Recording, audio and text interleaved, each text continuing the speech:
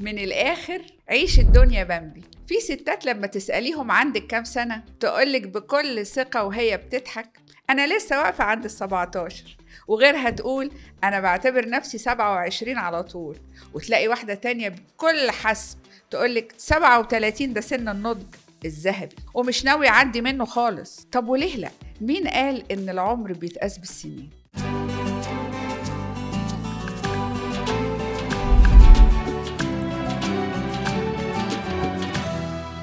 العمر بيتقاس باللي عملتيه، بالضحكة اللي طلعتيها من قلبك، بالهوى اللي تنفستيه وانتي رايقة، بالمشاريع اللي عملتيها وانتي حباها، والناس اللي بعدتي عنهم علشان تحافظي على سلامك العقلي.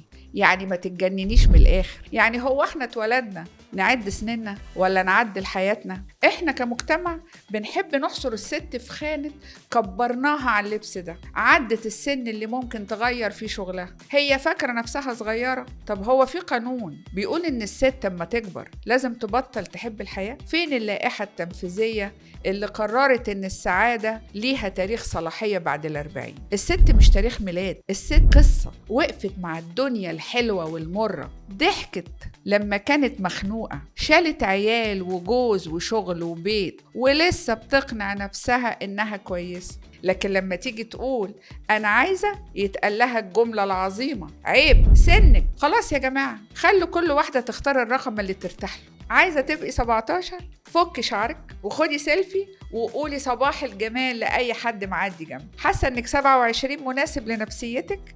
روحي حفلة، ارقصي وتفرجي على فيلم رومانسي. أما 37 بقى سن النضج الخارق، البسي البدلة وخشي ميتنج وانتي فاهمة كل حاجة قبل ما تتقال. عيشي بامبي بامبي زي ما قالت الست سعاد حسني. مش لازم تمشي طول حياتك في مود الأبيض والأسود، ليه لا؟ عيشي بامبي. لو نفسك في لبس ملون البسي، لو نفسك في شغل جديد جربي، لو محتاجة لايف كوتش تريحي نفسيتك معاه روحي له، لو عايزة تتفسحي لوحدك اخرجي، لو زهقتي من المجاملات ما تجامليش. خليكي صريحة، اللي يقولك معقولة في سنك ده قوليله في سني ده ولسه في كتير جاي كمان. مش لازم نمشي طول حياتنا على نظام. الواجبات والمسؤولية، كبرتي شيلي، تعبت استحملي، زهقتي اصبري، فرحتي خفي شوية لحسن الناس ما تحسدكيش. يا ست الحلوين، هو انتي كتالوج غسالة ولا جدول سنوي للوزارة؟ انتي بني ادمة وليكي كل الحق انك تعيشي بالطريقة اللي تعجبك، في السن اللي يريحك، بالشكل اللي يرضي قلبك وعقلك. وبصي على نفسك في المراية وقولي أنا مبسوطة، أنا راضية، أنا راضية عن اختياراتي، أنا حابة اللي وصلت له.